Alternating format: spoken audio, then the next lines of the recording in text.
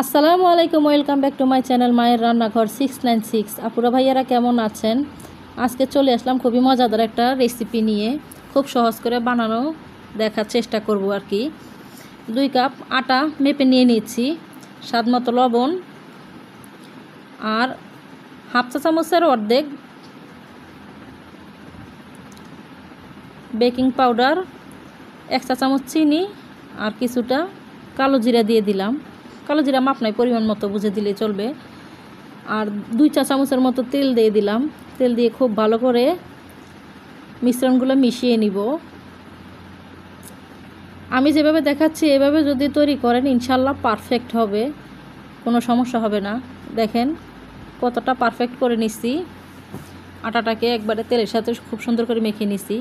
এখন অল্প অল্প করে পানি দিব আর খুব ভালো করে একটা ডো তৈরি করে নিব। নতুন আপুদেরকে বলছি আর কি, যে নতুন আপুরা রান্না করতে পারেন না বা শিখতে চেষ্টা করতেছেন তাদের জন্য আর কি আমার ভিডিওটা। আর পুরান আপুরা তো পারে, আমি ওনাদের কাছ থেকে শিখি আরও।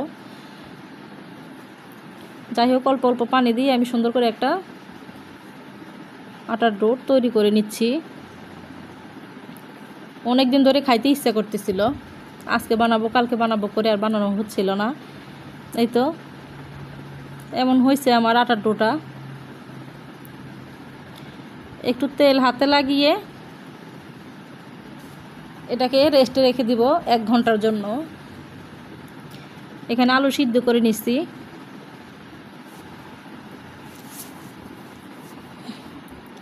কি কি লাগবে দেখিয়ে দিচ্ছি। আলু সিদ্ধ, পেঁয়াজ, কিছু বাদাম কুচি আর আস্ত মশলা, হাফ চা চামচেরও কম জিরা, হাফ চা চামচেরও কম ধনিয়া, হাফ চা চামচের কম আপনার শাহি জিরা, আর একটা দারচিনি, একটা এলাচ আর 2-3টা গোলমরিচ আর লবঙ্গ দিয়ে একটা মশলা তৈরি করে নিব।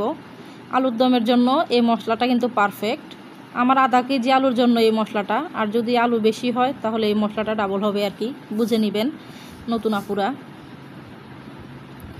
মশলাটা আমি ভেজে নিছি, ভেজে এখন পাটায় বেটে নিব। এই তো এভাবে করে বেটে নিছি। আপনারা চাইলে ব্লেন্ডার করে নিতে পারেন। চুলায় একটা কড়াই বসিয়ে দিলাম, পরিমাণ মতো একটু তেল দিয়ে দিলাম আর মুঠখানি পেঁয়াজ দিয়ে দিলাম। মুঠ ভর্তি করে পেঁয়াজ দিলাম আর কি। পেঁয়াজটাকে এখন হালকা করে একটু ভাজবো। এই পর্যায়ে দিয়ে দিব কিছুটা কালো জিরা। কালো জিরার গ্রানটা আমার ভালো লাগে, আপনারা ভালো না লাগলে স্কিপ করতে পারেন। আমার কাছে খুব ভালো লাগে তাই আমি দিলাম। যখন পেঁয়াজটা নরম হয়ে গেছে তখন হাফ চা চামচের মতো দিয়ে দিলাম আদা রসুন বাটা।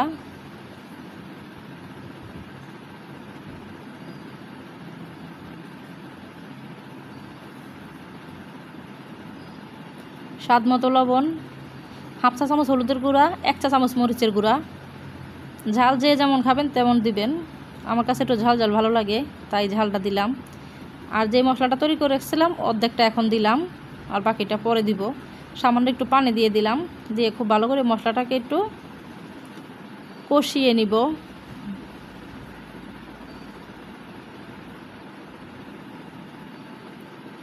মশলাটা যখন এই পর্যায়ে চলে আসবে, তেল উঠা উঠা হবে, তখন এই যে আলুটা দিয়ে দিব। আমার যেহেতু আধা কেজি আলু, সেই পরিমাণে কিন্তু মশলা ব্যবহার করছি আমি।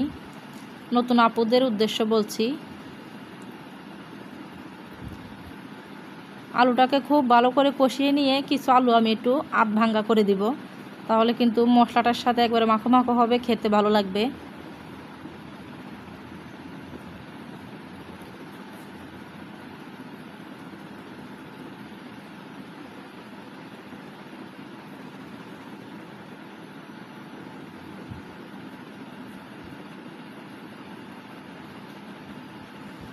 অনেকক্ষণ ধরে আমি কষিয়ে নিয়েছি, তারপর পরিমাণ মতো ঝোলের পানি দিয়ে দিলাম।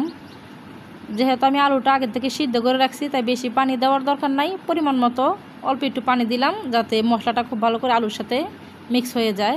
আর দিয়ে দিব 4-5টা কাঁচামরিচ চেরা। আমি প্রথমেই বলেছি ঝাল যে যেমন খাবেন তেমনটাই দিবেন। আর দিয়ে দিলাম এখানে বাদাম কুচি, আপনাদের ভালো না লাগলে স্কিপ করতে পারেন।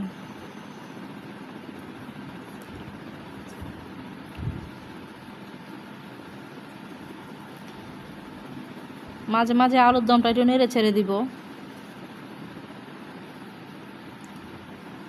যখন এভাবে তেল উঠা উঠা হয়ে আসবে তখন বুঝবেন যে আপনার আলুর দমটা কিন্তু হয়ে গেছে। এই পর্যায়ে দিয়ে দিব আগে থেকে যে মশলাটা করে রাখছিলাম অর্ধেকটা, ওইটা দিয়ে দিলাম। খুব ভালো করে নাড়াচাড়া করে আরও 2-1 মিনিট চুলায় রেখে আর কি, তারপর নামিয়ে নিলেই হয়ে যাবে মজাদার আলুর দম। আমরা কিন্তু এভাবেই তৈরি করি আলুর দমটা, আরও অনেকভাবে তৈরি করা যায় ঘরোয়া মশলায়, খুব সহজভাবে আর কি আমি দেখানোর চেষ্টা করছি।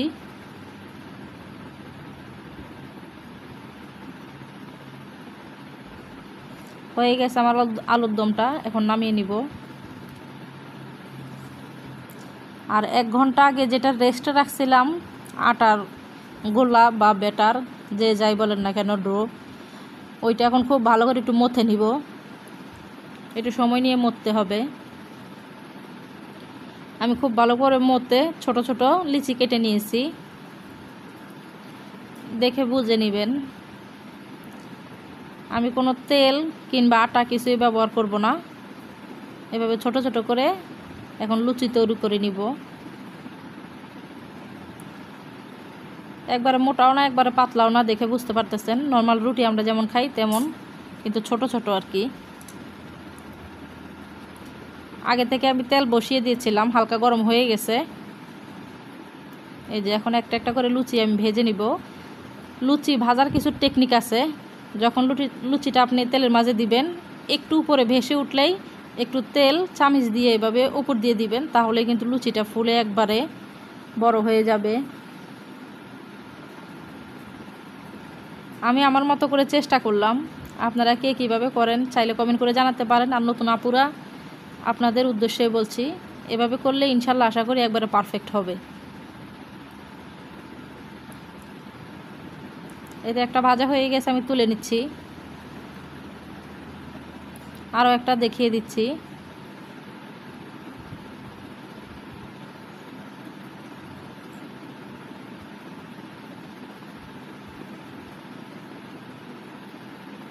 যখনই লুচিটা একটু তেলের উপর ভেসে উঠবে তখনই এভাবে করে সাইড থেকে তেলটা উপর দিকে দিলে একবারে ফুলে যাবে।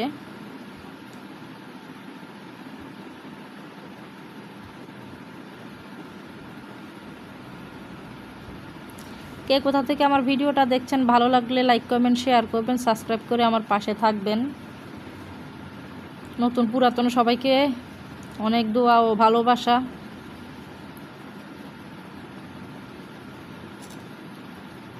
একই প্রসেসিংয়ে আমি সবগুলো লুচি ভেজে নিব।